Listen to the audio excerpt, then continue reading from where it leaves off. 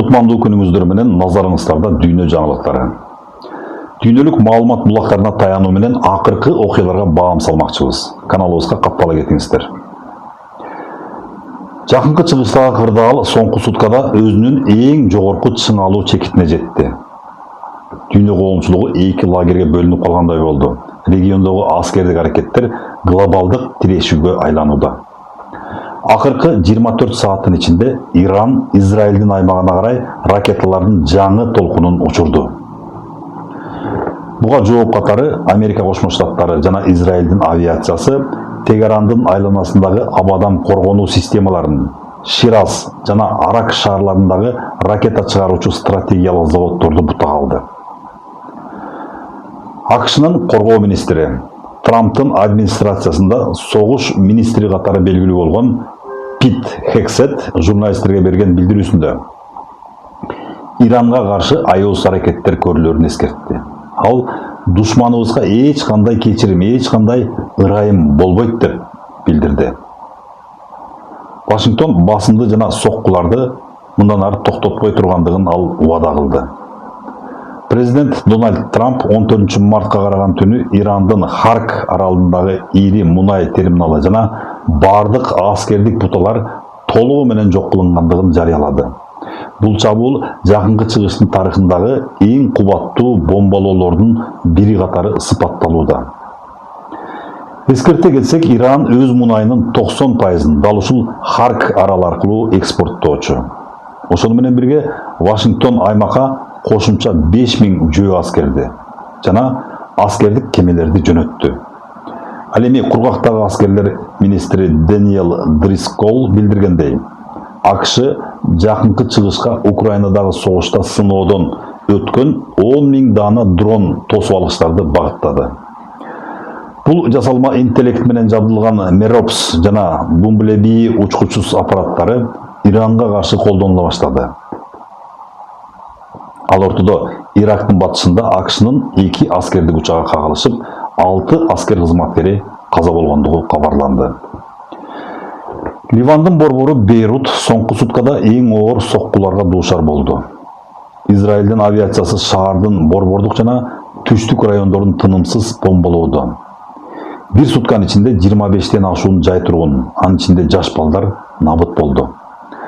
Согуш башталгандан бери Ливанда 800 000ден ашуун адам үй жайын таштап качууга мажбур болууда. Бириккен Улуттар уюмунун башкы катчысы Антонио Гутерриш тилектештик билдирүү үчүн Бейрутка жеке өзү учуп келди. Бул окуяларга карата Иранды колдогон жана АКШнын саясатын айыптаган мамлекеттер кескин билдирүүлөрдү жасашты. Россиянын тышкы иштер министрлиги Америка Кошмо Штаттары менен Израилдин аракеттерин аскердик авантюра деп атап, бул кадам бүтүндөй регионду туруксуздукка алып келгендигин белгилесе, Москва согуштук аракеттерди токтоосуз токтотууну талап кылууда.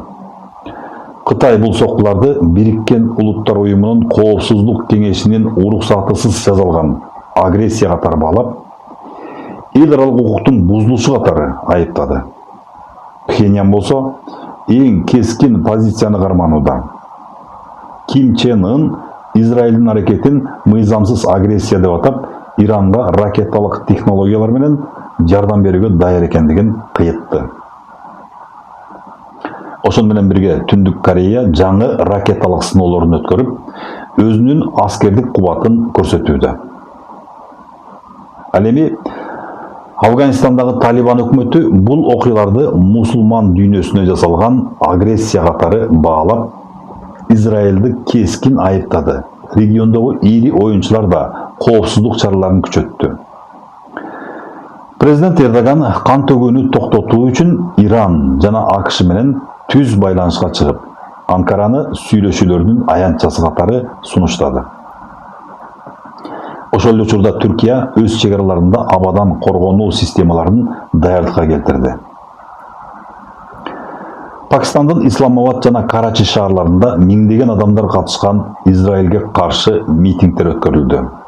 Өкмөт бул кагылышуу Түштүк Азиянын коопсуздугуна түздөн түз коркунуч келтирерин эскертти. Сауд Арабиясы болсо дүйнөлүк мунай рыногунун туруктуулугу үчүн тынчсызданып жаткандыгын, İslam Kızmattaşlık Uyumu'nun kezeksiz жыйынын өткөрүүнү демилгелеп, тараптарды токтоолукка чакырды. Ал эми Европа биримдиги Ирандын Ормуз кысыгын тосуу аракетин дүйнөлүк экономиканы барымтага алуу деп айыптап, ошол эле учурда Израилди Ливандагы соккуларды токтотууга үндөдү.